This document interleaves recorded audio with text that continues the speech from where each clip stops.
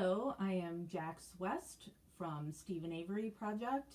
We also have MaM Gossip, and then there's Justice with Jax. So I am coming to you from a Chicago suburb, and I can't currently use my regular computer because I have someone that is staying with me in my guest room. So I'm just using my iPad today. So the sound and everything isn't as great on my fancy schmancy camera and microphone, so just bear with me. And hello, Carrie. So we are live today. Hello, Bryce. We are live today because every day during this pandemic that we've been going through for the last year, we get new people who watch Making a Murderer. And so there are brand new people every day to this case. And so I decided we would go live here on the public page for Stephen Avery Project. Hello, Debbie number 2. So we can talk to all the newbies as well as all y'all that have been around forever. You know, because we need those of you who have gone down all the rabbit holes, hello Katrina, to help out with the new people on where the case stands today. So let me just say from the get-go, we are still waiting for the court to rule on the filing that Kathleen Zellner made a year ago. The court does not have any time limit. So we are still just waiting. So you may not see updates and such posted here on Stephen Avery Project because there's nothing to report. So we're still waiting to see if the judge will give Stephen a new trial or an evidentiary hearing at the very least, because Kathleen Zellner showed in her brief that there is plenty there for that proves that Stephen is innocent. So that's what we're waiting for on Stephen's case, is for this ruling. Brendan's case,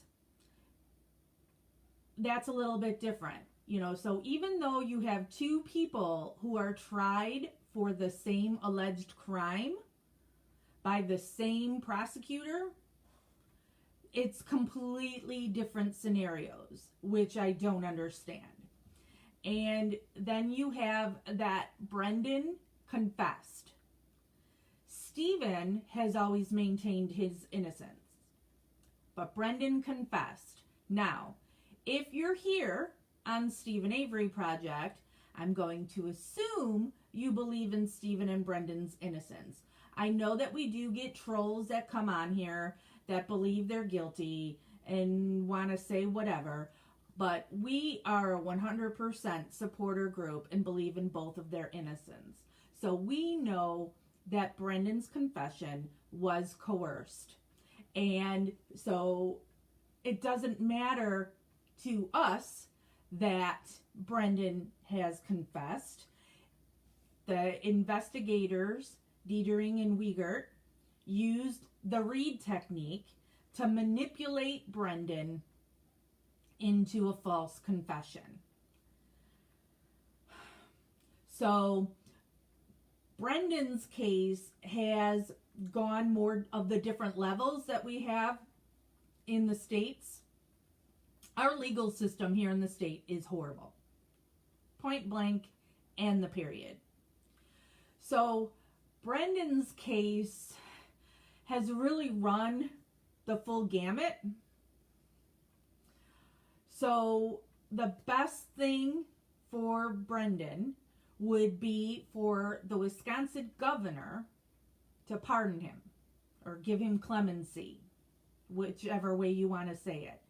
But that governor has already said that he will not pardon Brendan because he's going on some rules of a pardon is that they had to have served X amount of their sentence or whatever, blah, blah, blah, whatever. So the governor says he will not pardon Brendan. We do get people every day, multiple times a day, who message Stephen Avery Project and post on the page saying, why doesn't the president pardon them? And it doesn't matter who the president is, what party they're from, Democrat or Republican, a president cannot pardon Stephen or Brendan, because a president can only pardon on a federal case. These are state cases.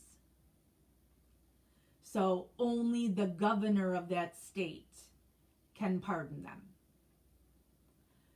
So the last governor of Wisconsin had said that he wouldn't pardon anybody. That he believed that in the court system, and if you're found guilty, you're guilty. So he wasn't going to pardon anybody, period. Now they have a new governor, and it has been presented to him in Brendan's case, and he has said no. Doesn't mean he will change it, or that he won't change his mind. I know there's people who are on Twitter that are harassing the governor daily, trying to get him to pardon Brendan. Will he change his mind? Crazier things have happened. But Brendan is pretty much stuck waiting to be pardoned, or if Kathleen Zellner is able to prove beyond a shadow of a doubt on who did it. But see, here's the thing. Kathleen could free Stephen, and that does not mean that Brendan gets to go home. All right, because, again, they were tried separately. And there are people who think there's the possibility of the things that Brendan said are true. He's just pinning it on Stephen as opposed to who really did it, that he's covering for another family member. So just because Kathleen is able to prove Stephen's innocence, it doesn't mean it proves Brendan's innocence.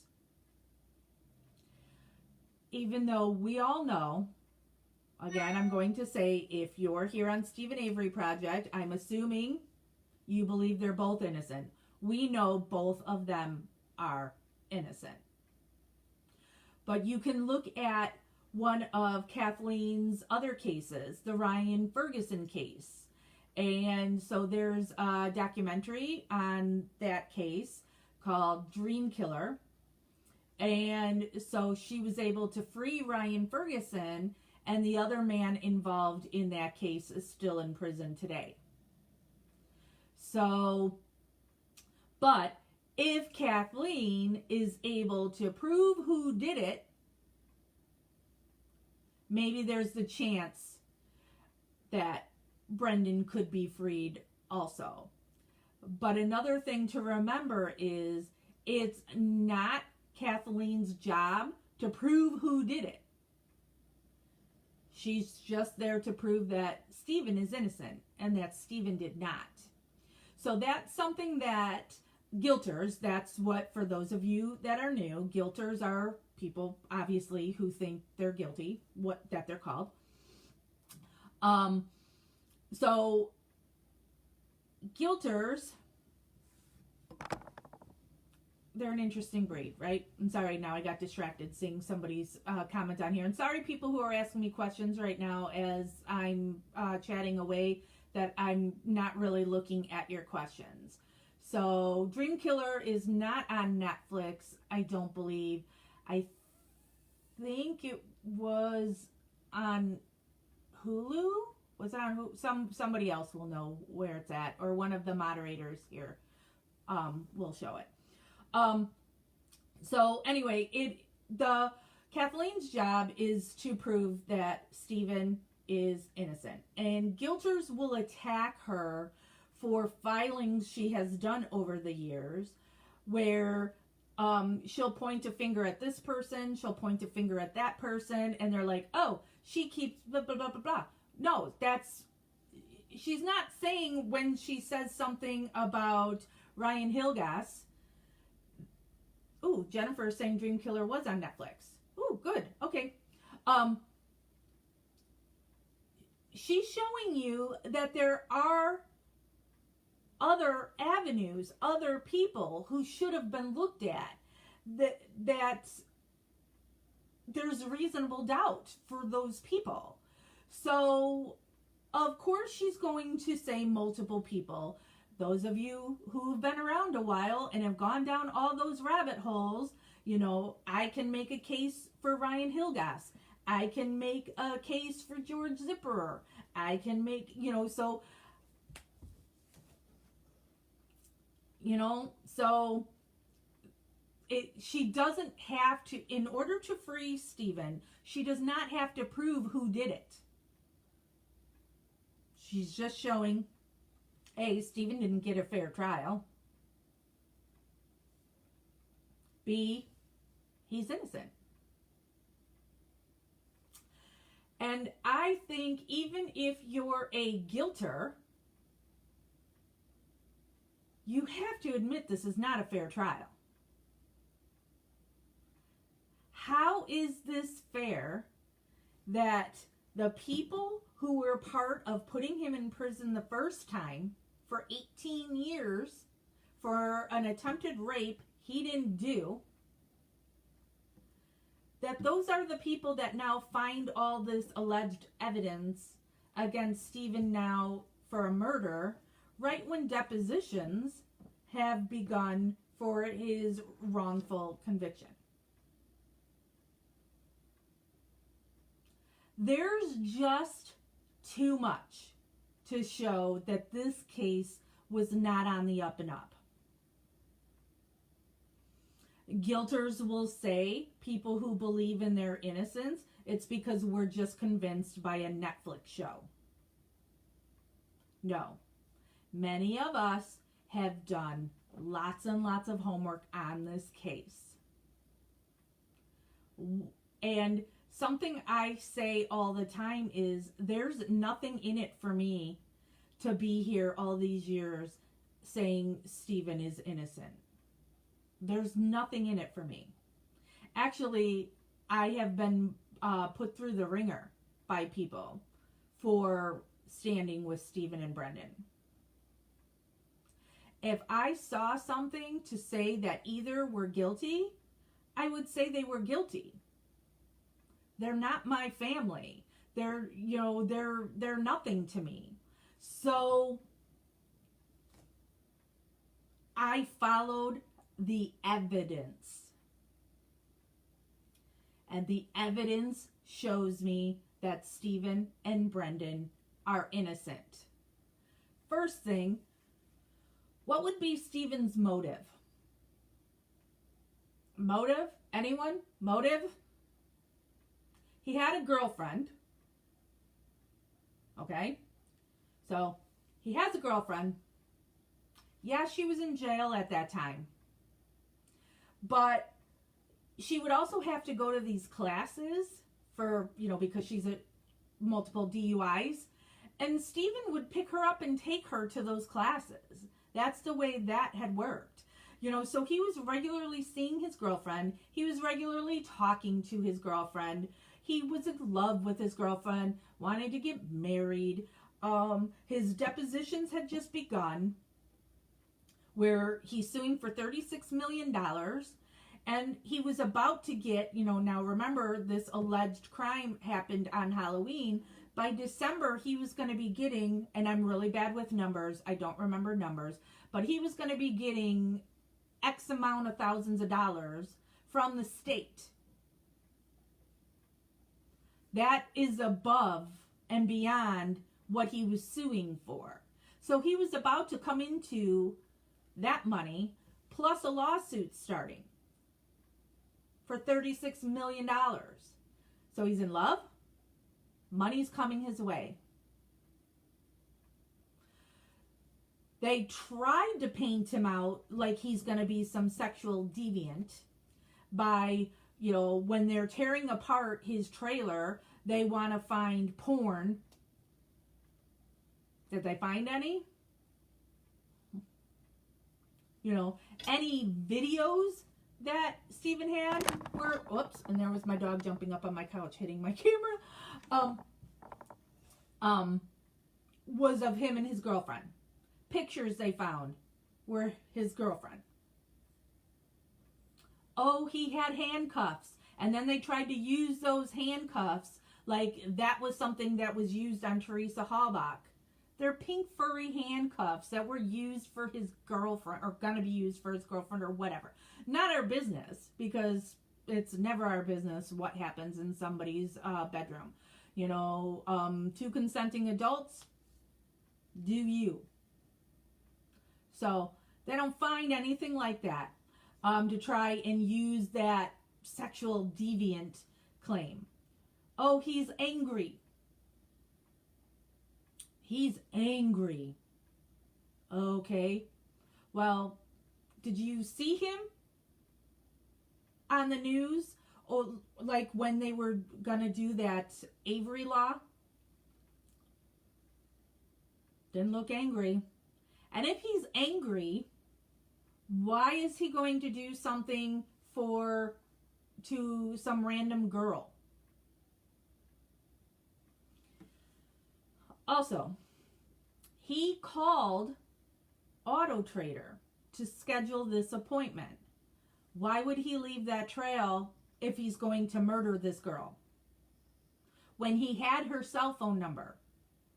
Because here's the thing. Teresa Halbach would make $10 a car for scheduled appointments. But when something is what they called a hustle shot, so that's somebody who didn't book through Auto Trader, she would get $20. So she got double the pay. So that's why she would also give somebody like Steven, who junkyard and had done multiple cars with Auto Trader, she would want Steven to call her directly. Don't go through Auto Trader. She'll make $10 extra. But he called Auto Trader. Why did he call Auto Trader? Because this wasn't a car that he was selling for him, like the others. This was his sister's car. So he called to book it for his sister. That's why also the name that was given is B. Yonda. That was his sister's name at that time. That's what name was on the title of the vehicle that was going to be listed in the Auto Trader. So again, why would he call and do any of this when he had her cell phone number and could have called her privately and nobody would have known? If he's, oh, I'm going to kill this random girl. All right. So she's coming to a working business in the middle of a workday. So how is he going to do this without people possibly seeing or hearing anything? Not well thought out, right? And what is his motive? If he's going to kill somebody because he's so angry, why would it be this random girl? And this is before you get into any of the alleged evidence. And let me jump into something that somebody just said here. A thing that's been discussed recently. And you can, so we have a subgroup that is called MaM, which stands for Making a Murderer. MaM Gossip. That's where the case is really pulled apart, and people are constantly discussing about it. Here on Stephen Avery Project, we just give you what the newest news for the most part. We don't really dive deep here. So there's this flyover video. Now remember, it was that awful Wendy Baldwin, that's her name, right? Who, and I can't remember who the guy was, that were in the helicopter that went over the salvage yard. Now, they were filming for a long period of time. Again, it's numbers. I don't remember the exact number of how long. But the amount of video that was submitted is really, really short. So there's a whole lot of time that is unaccounted for that they were flying over there. And so it is said that you can see in this flyover video from the time that they were doing it that Teresa Halbach's vehicle was not there, because it was planted days later. It was planted on, what day was it? I don't remember the dates. But and so now they're saying that you can see from prosecutors' notes and such that the full video does exist, even though the state has claimed it doesn't. Which, anybody surprised by that? Because the state has lied, cheated throughout this entire case. So to me, it's no big shock. Of course that full video exists.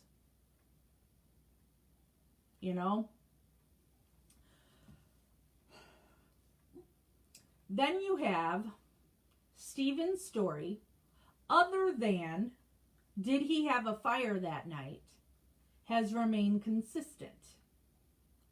When he was first asked about did he have a fire, he wasn't sure which night that was, because I don't remember what I did it 3 hours ago. When you regularly have fires, because in Wisconsin where they live, you don't have garbage service, so there's not a regular garbage truck that, you bring your cans out to the street and the garbage truck comes and takes your garbage away. You have to load up your garbage yourself and take it to a dump. So people have burn barrels and fire pits and they burn stuff. So you're having fires all the time. So did I have a fire that night? I'm not sure. Did I? I don't know. I did? I didn't? I don't know. So that's the only thing that Stephen varied on. And that's completely understandable, in my opinion. His story has always stayed the same.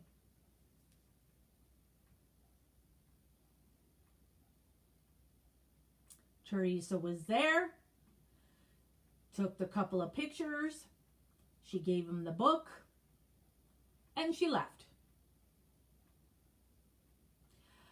The state tries to claim that the auto trader being in his house shows that Teresa Halbach was in his house. How does that show that? She gave him an auto trader, which he's going to look at. Stephen is somebody who's very into cars. You're going to look through that and see what's for sale. I did it back in high school. Was a big thing that we all looked at the auto trader for cars and whatnot. So he's got he brought the auto trader in and set it down. That doesn't prove that Teresa Halbach was in his trailer. What would prove it is DNA. Where's her fingerprints in his trailer? Where's her hair? Let's see. I can pull my hair out. I shed like crazy. None of Teresa Halbach's hair was in that house trailer. They also checked his vacuum cleaner, and I think he had a carpet shampooer too. No hair. No Teresa Halbach hair there. No Brendan Dassey. There's no proof Brendan Dassey's ever been in that trailer. That trailer's like the size of this room I'm in right now. You know, it's, you can't walk down that narrow hallway. I mean, really, there's no Brendan, there's no Teresa Halbach. Then, whatever you want to claim happened, allegedly happened in that bedroom, no blood, no semen, no hair, no fingerprints. Oh, Stephen must just be a clean freak. No. Stephen is not the cleanest person in the world. Nothing. So Teresa Halbach was allegedly raped by 2 men on that mattress, and there's nothing.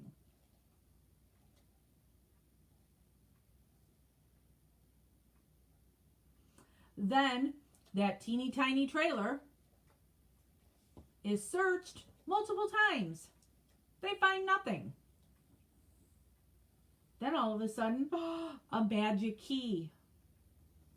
Oh, it just happens to land right by his slippers. Sure. Oh, and who finds it? The people who are going to be deposed for his wrongful conviction, who are not supposed to be doing anything on this case.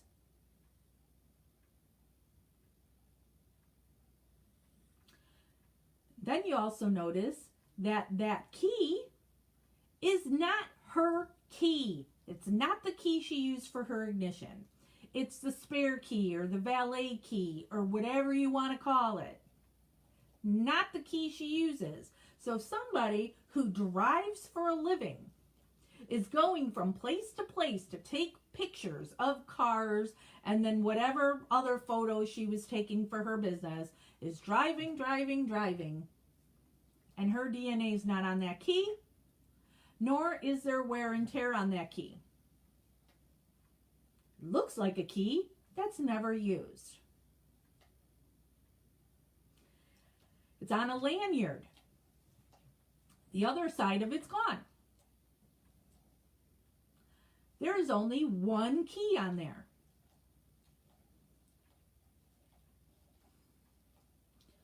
You can read the testimony of several different people who testified that Teresa was extremely paranoid of losing her keys. It was a joke between her and one of her friends who testified. So when you're somebody who's afraid of losing their keys, do you just keep one key on your ring? Where's her house key? Where's her work key? No, it's just her spare key, which would make sense that a spare key, your valet key, would be on the second half of that lanyard. Her other keys, the multiple keys, would be on the other side. It's not the key that Teresa Halbach used. It's the spare key that wasn't found in that bedroom over multiple searches, and then all of a sudden Andy Colborn shakes this little cabinet and out pops this key. Yet I don't know if you have seen the damage they did when they searched Steven's trailer. They trashed it. But this one bookcase that Colborne will say he violently shook to make this key come out, then has all the stuff back on there. In the same spots. Change. All this. All right there. Whatever the books were, whatever that is slid in there. Oh, they're going to put all that back. Let's be all nice and put this stuff back how we found it. But we trashed the whole rest of the place. But this one piece of evidence that this key, this is the proof we need that he did this. We're going to put it all back. That's not shady? Really? You don't think that's planted? Then you have the magic bullet.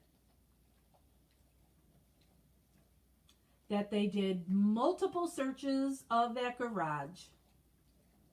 Didn't find this bullet casing, whatever.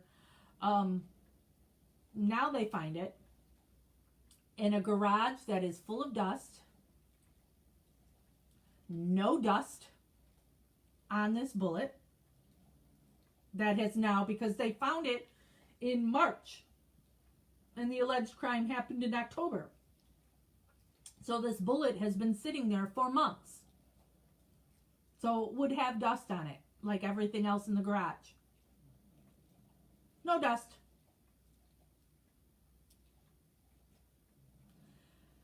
So, no DNA. Oh, wait, there is DNA on the bullet with a waxy substance. Teresa Halbach's DNA with a waxy substance is found on that casing.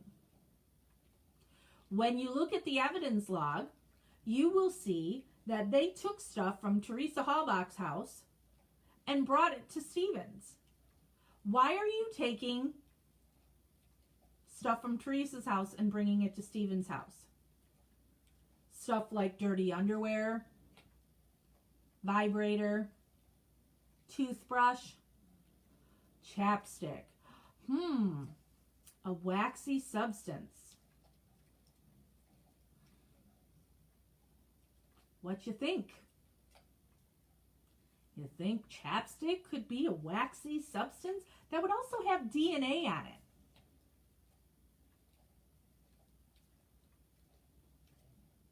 And again, who finds the bullet? More people that are affiliated with his favorite or his wrongful conviction. What else do they have? The bones in the burn pit.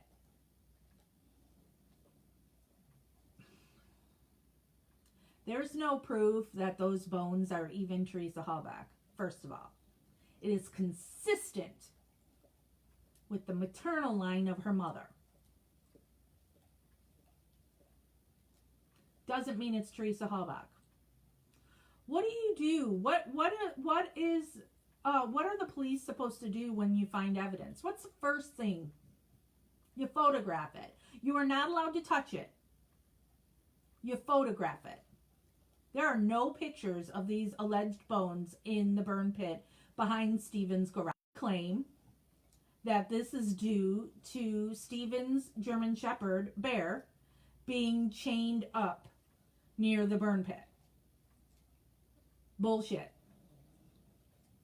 They would have somebody come and remove the dog, and then they could take their pictures. So by the fact that they did not take any pictures of these bones to prove that these bones were ever even in that fire pit, what does that say? So every piece of alleged evidence they have is shady, is not beyond a shadow of a doubt. All right? And then we have, the bones have been moved. The prosecutor said in court that the bones that were found, alleged bones, that are found outside of the salvage yard, we don't know what those are. We don't even know if those are human bones. So I'm not going to spend any time talking about it, because his narrative was that Stephen did this at the trailer and never left the salvage yard. So if there are bones anywhere else, it blows his theory away. So he was so desperate to, let's not look over here, just look over here. But there were bones that were found at the gravel pit. Now, when you go to the salvage yard, right behind it is a quarry, the Redont quarry. Then is the Manitowoc gravel pit. Those are two different things. So the gravel pit is even farther away. You know, so it's not the quarry that's right behind there. It's the gravel pit. That there are some bones that are found there that get put into evidence. But the prosecution doesn't want you to pay attention to those at all. All right? So then years later, they then give these bones to the Halbach family.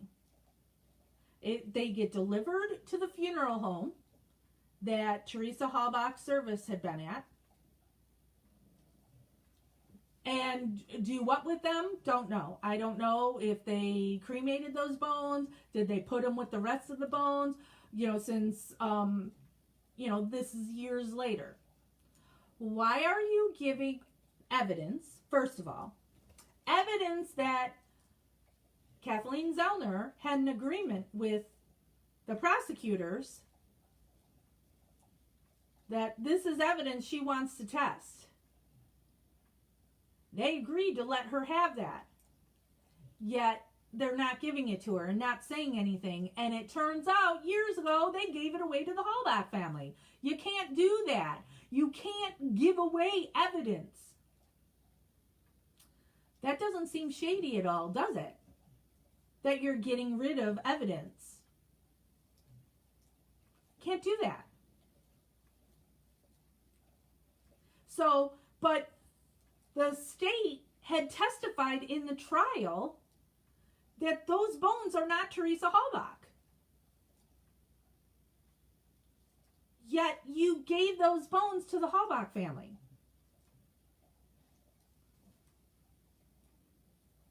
That makes zero sense. Then there were bones that were found in the Yonda burn barrel. So this stuff is like all over the place, but not at Stephen's.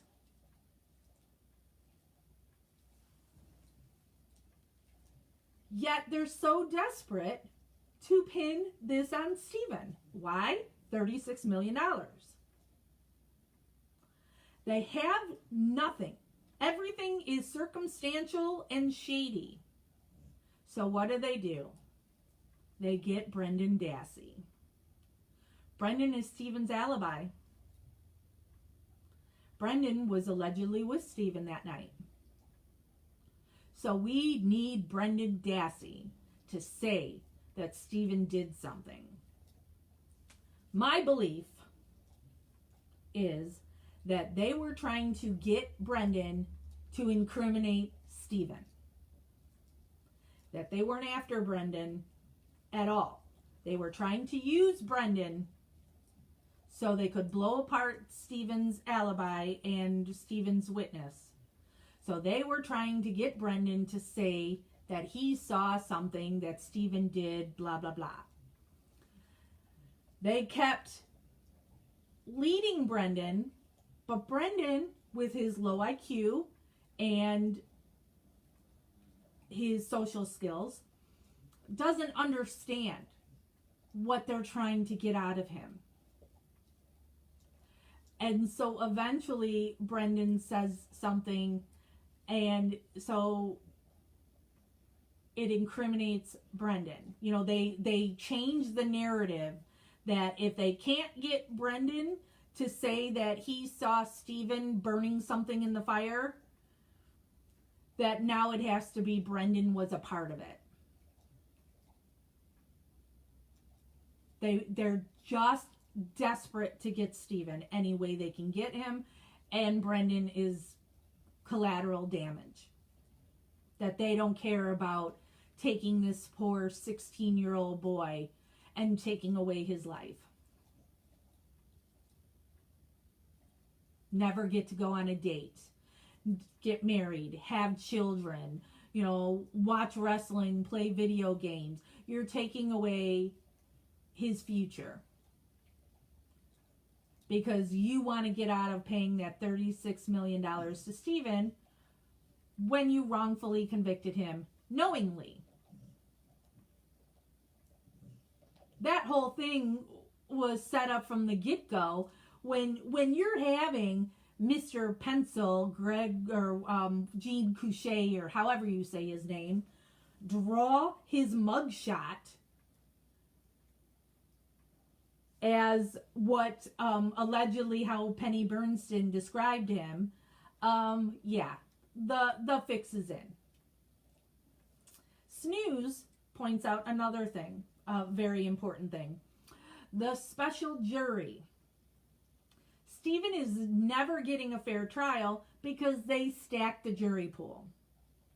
There were so many bad people in that jury pool, and you're only allowed X amount of strikes.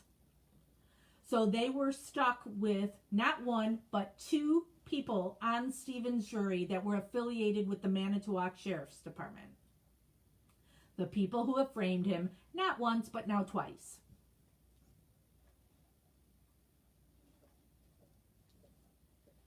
Carl Wardman was a community service officer for Manitowoc, and his son was a sheriff's deputy for Manitowoc Sheriff's Department. When you go to Kathleen Zellner's website and you go on her Stephen Avery page of her website, you will see a picture of Stephen handcuffed in the orange jumpsuit. He's got a female deputy on one side of him and a male deputy on the other. That's Carl Wardman's son. And that was the jury foreperson in Stephen's trial, who was adamant from the start that Stephen is guilty. And he bullied people in the jury.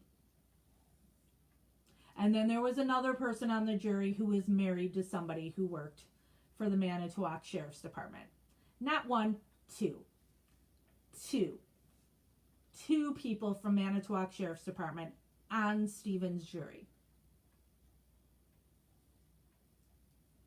Not a fair trial. No real evidence. A coerced confession out of Brendan Dassey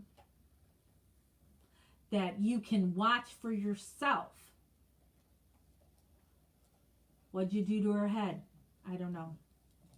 Or what did you do to her, Brendan? What, punched her? Cut her hair? Slit her throat? Who shot her in the head? He did. Because of course you're not going to say you did.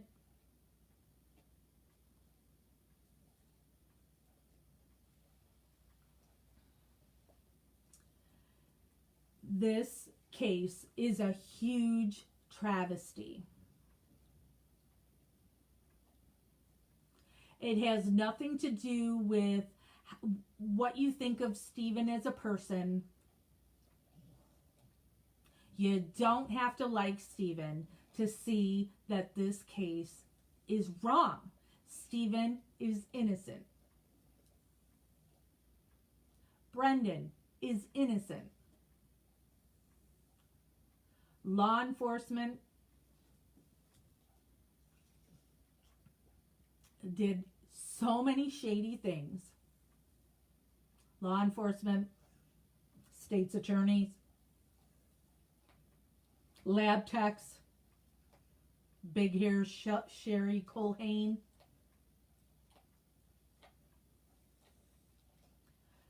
So much is wrong with it's unbelievable to me that here we are in 2021 and these people are still in prison.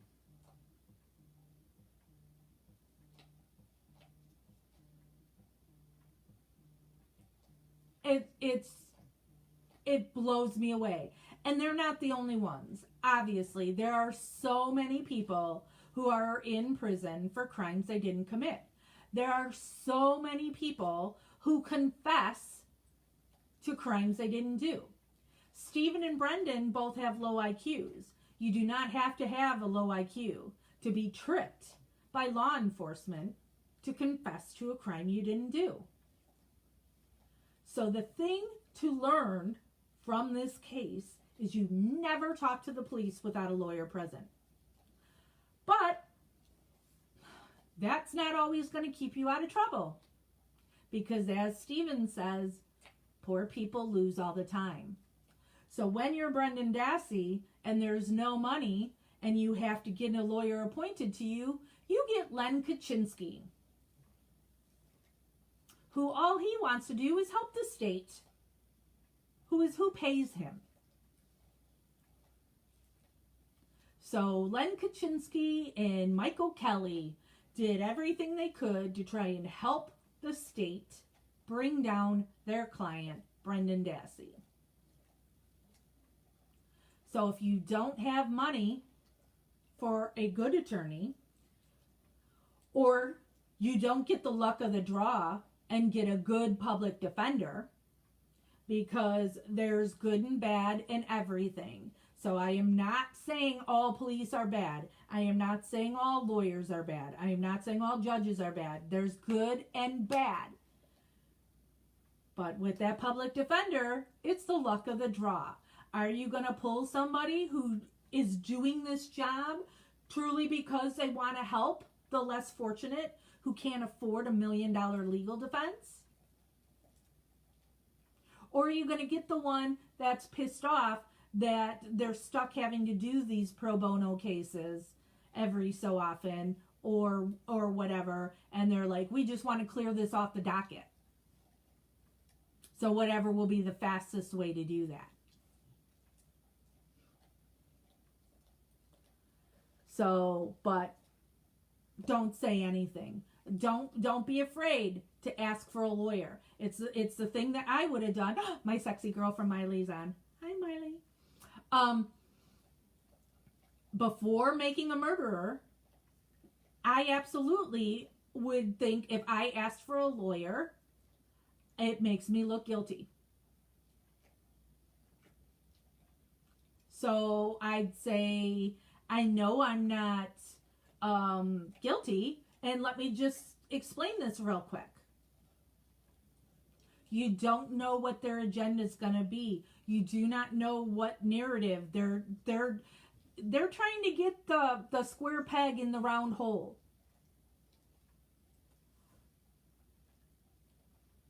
So they're going to make evidence fit their narrative.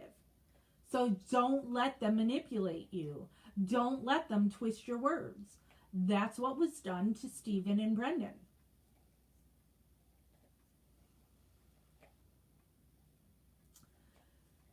So let me, again, since we've been on now for 45 minutes, come back to the start, because we get new people that pop on here, and I've seen people asking what's new. You know, they're assuming because we're live right now, it means there's been something new to the case. There's nothing new on the case. We've just decided to go live today because we get so many people asking what is happening with the case, or we get new people. Every day there's a brand new person who watches Making a Murderer for the first time.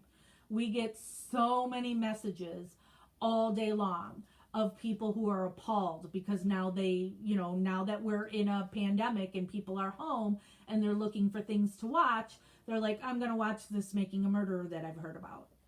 So we get new people every day that come to this case and are just cannot believe what they saw, and they want to know where that case stands today, because everybody is hoping that they're going to hear that these boys are home now. But Stephen and Brendan are still in prison to this day. And in Stephen's case, we are still waiting for a court to rule in a brief that his lawyer, Kathleen Zellner, filed a year ago now, right? Has it been a full year since Kathleen filed? When there are any filings in Stephen's case, we have done Facebook Lives here. So you can go into the archives of this page and find the past videos where you can see what the filings were. And then we have our subgroup, MaM Gossip, where the case is talked about every day. Everything, so you can find that. As well as I have taken field trips to Manitowoc and gone to the salvage yard, to Cuss Road, to the Zippers. I've been to the cemetery where Teresa Halbach is. Teresa Halbach's where she lived. We've timed it, how long it would have taken Teresa Halbach to go to all the places she visited that day. You can find all those videos that we've done in the past. As soon as there is anything new to the case, we come live. So I know people are always asking us what's new. If there is anything new, we will bring it to you. It's just sadly our legal system in the States is horrible, and it takes a long, long time to get justice. It is so easy to put somebody in jail or prison, and so hard to get them back out if they're wrongfully accused. I believe Kathleen Zellner says it's an average of 16 years for her to free somebody. And she's only been on this case since 2015. Or 2016. I can't remember for sure which one. But, not the 16 years. Now, Stephen's been in prison longer than that, but it's only from when Kathleen has taken the case. Kathleen Zellner is still on Stephen's case. We get that question all the time. Is she still on the case? She's still there. There's people who insinuate that she left the case because she believes he's guilty. That's not true. She is with the case, and she will be there until she frees Stephen. And when people ask about Stephen getting a pardon, Kathleen Zellner has said, you only do that if you're guilty.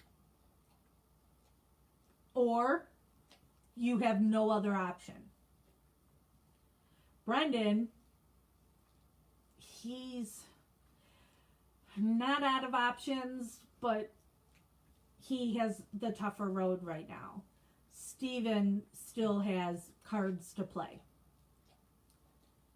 So that's why she is not going for a pardon. She is there to prove her client is innocent. So she's sticking with it. Another question we get all the time is how are Stephen's parents? Sadly, Dolores Avery now has dementia, and she is in a home, assisted living. That is a huge tragedy in this case. Dolores was one of the few that were completely behind Stephen the entire way. Never a doubt. That woman fought and fought and fought for her son. and was stolen. He was stolen from his mom. And now, will she even know who he is when he goes free? It's not if he goes free. He's innocent. He's going free. We just don't know how long it's going to take.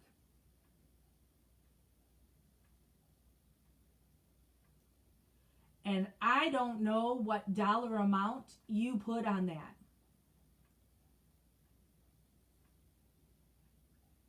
That there cannot be the reunion that there should have been between Stephen and his mom.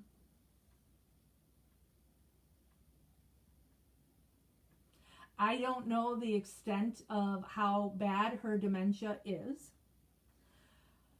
So I don't know if it's, good days, bad days, or, like sundowners. Is she better during the day? One can only hope, knock on wood, that when Stephen goes home, Dolores will be having a good day and will remember Stephen.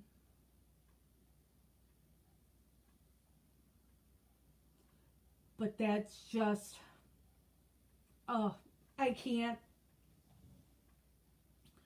even. It's just horrible. I see now somebody asking if I'm related to the Averys. No, I am no relation. I am just somebody like everybody else here that I watched Making a Murderer and couldn't believe this. And started doing my research, and things have snowballed from there. So I am somebody who believes 100% in their innocence. I have talked to Stephen a couple of times. I have visited him in prison a couple of times. We have not been in contact for a couple years now, I believe. Is it 2 years now?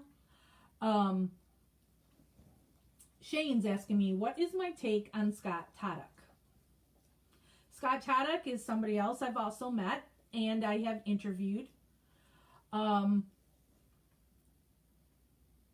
I do believe Scott Taddock had something to do with the disappearance of Teresa Halbach. I believe from the evidence that Bobby Dassey is responsible for Teresa Halbach's disappearance with an assist from Scott Taddock. That is what the evidence points to, in my opinion. What was done to Teresa Halbach? I don't know. Because there's no evidence to show what happened to Teresa. So I am not going to speculate that raped this or did that, or that she was killed this way. Don't know. But due to the lies that have been told by Scott and Bobby, due to Bobby's computer, the evidence is pointing to Bobby Dassey.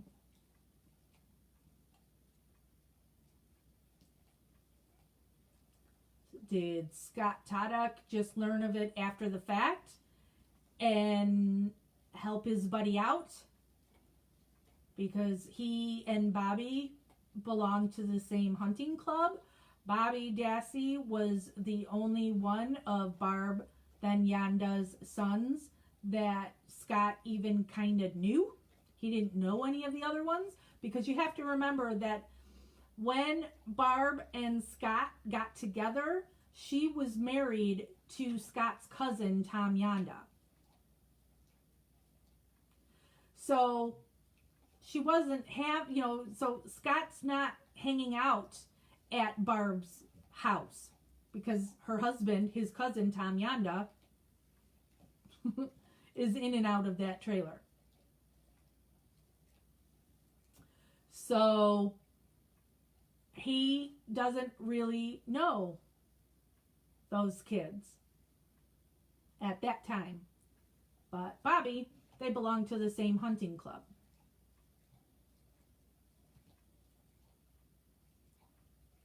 So, and they've got their crisscross of, I was driving this way and I was driving that way and I looked at the clock and saw that it was this exact time.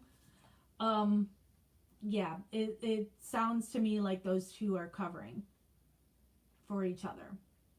Things just don't add up there. The one thing that I will defend Scott Taddock on is the whole size of the fire.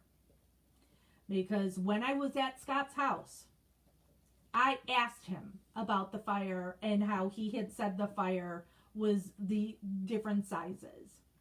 And he told me the police, in questioning him, kept asking and asking and asking, and it was clear the police wanted him to say the fire was big.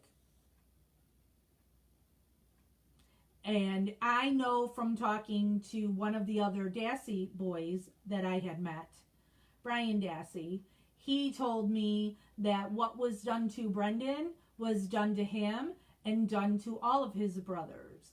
That the police were trying to manipulate them into saying things that weren't true. Hey! Sorry, my dog's going to start barking at neighbor. Mallory, hey, Mallory, over here. Get over here. So, just like they did to Brendan, they did to Scott, wanting this fire to be this big raging fire. Because in their narrative, you know, they're claiming that he burned a body that went all the way down to bones and ash. So it has to be this big, huge, roaring fire. But what they also don't show you is, and I have pictures from when I was there. That fire pit is way closer to that garage that, you know, so like the picture you always see is the one with Bear that's chained up there. And it makes it look like that fire pit was way farther away from that garage. But then when I'm there, that it's right up next to that garage. And that garage is built out of clapboard. So if there was this big, huge, roaring fire that's higher than the garage, that garage would have caught fire. And there's a propane tank along the other side of it. You've got the garage here and the propane tank there. So they were manipulating Scott on the size of the fire. Because to fit their narrative, they need a big fire. So that's, I will say that for Scott. But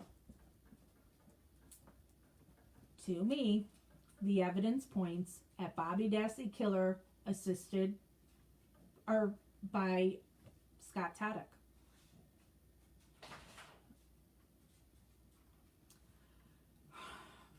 Shane says, Scott said Stephen wasn't even on the property. Yeah, so you can hear that. That is something that Kathleen Zellner had filed at some point. There was a phone call between Stephen and Barb and Scott.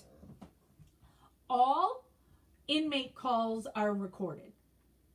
You know, so when you talk to an inmate, that's the first thing you hear. This is a call from blah, blah, blah, from an inmate at such and such correctional. All calls cannot be recorded or are being recorded, but can't be blah, blah, blah. So you can listen to that call, and we've got a live where we've played the call and we've discussed the call, where you hear Scott say that Stephen wasn't even there that night, as well as threatening to kill Stephen. Scott's a hothead. Just like Scott was so upset during the filming of Making a Murderer Part 2 because they didn't want to talk to Scott. They had no interest in Scott. Nobody liked Scott. And so when they would go to the house and talk to Barb, they would ask Scott to go outside. And Scott raged about that. Didn't like that at all. And when we had Brendan's conviction was overturned at that one point, and there was all this talk that, now Brendan's going to go home. Scott said he did not want Brendan at his house. He said Brendan was not going to come to his house and sit around and watch TV and play video games all day, and that he was going to make Brendan break his probation or bond or whatever you want to call it, so he would go back. This is who Brendan's mother lives with to this day. This man who says he wants Brendan to stay in prison. The thing that was really upsetting Scott about that is for Brendan to be released at that time and waiting for a new trial. Wherever Brendan stayed, there couldn't be any weapons there. So Scott would not be able to have his guns and his knives. That's what he was so furious about. As well as he wants to have total control over Barb. And Brendan being home, he wouldn't have that anymore. Because Scott already got rid of all her other kids. That he had Barb all to himself. But now Brendan would have to live with them. And he didn't want that.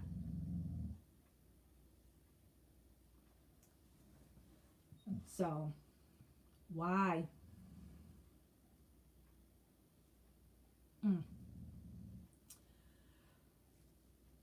Ooh, okay, I'm over our limit here because I try to keep these mostly an hour. So the one last thing that I will talk about is last year we did, for the first time, we did a rally in Wisconsin. We did it in July because July is the month of Stephen's birthday. But Stephen's birthday is close to the 4th of July, so we made it at the end of July. So for people who wanted to make the trip, but they also do something for the holiday, that it wasn't like 2 weekends in a row. We did it last year, and we're going to do it again this year. So it is Saturday, July 31st. We're in the process of booking the hotel because we did that last year, that we stayed at a hotel for the weekend. And we're also putting together things that we'll do at the hotel. And so on the Saturday, we go to Waupun Correctional where Stephen is, and we hold signs and show our support for Stephen. So there is an event that is made here on Stephen Avery Project for that event. So, mark your calendars and, make your travel plans to join us this year on July 31st. And as more details are finalized, it'll get updated in that event. So, and then we've got the MaM, which stands for Making a Murderer group, that has so much information about this case.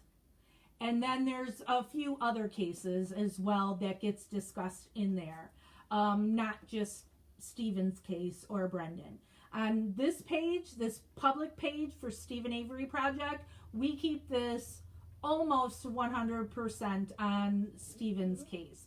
Sometimes I will share information on another case that I advocate for, Melissa Kaluzinski, who is also represented by Kathleen Zellner. So, but it usually, if I post anything here on any other cases on Stephen Avery Project, people will get upset and say, what does that have to do with Stephen Avery? So that's why MAM Gossip came from, so I could discuss other cases there. And then we would still have people in MAM Gossip say, why are you talking about this other case? So then I also have a page called Justice with Jax. And that's where any case, not just wrongful convictions, gets discussed. So you can find us on those. We do more lives in the MAM group or the Justice with Jax page than we do here on Stephen Avery Project, because we keep, like I said, we keep this page just on the case. And as soon as the judge rules on Stephen's case, we come live. You know, we bust ass to get the filing, and we go live as soon as we get it. So if you come across it before we do, because I know you're all super sleuths out there, so if you find out there's been a ruling on the case or something on the case, let us know. You can message us, or you can message Stephen Avery Project, or you can post it in the groups and let us know, because we're all supporters here, and we just really want Stephen and Brendan to go home. So thank you, everybody, for joining us. I do not know when and where I will be live next. I typically go live on Wednesdays at this time. So it's usually the same day of the week and the same time of the week when I go. Adrian, before I go, no, there is no time scale. That's the thing that sucks. There should be a limit on how long they can take in ruling on it, but there is none. I don't get it. It's not right. But nothing in this case is right. All right, thank you, everybody, for joining me today. I will see you soon. Invest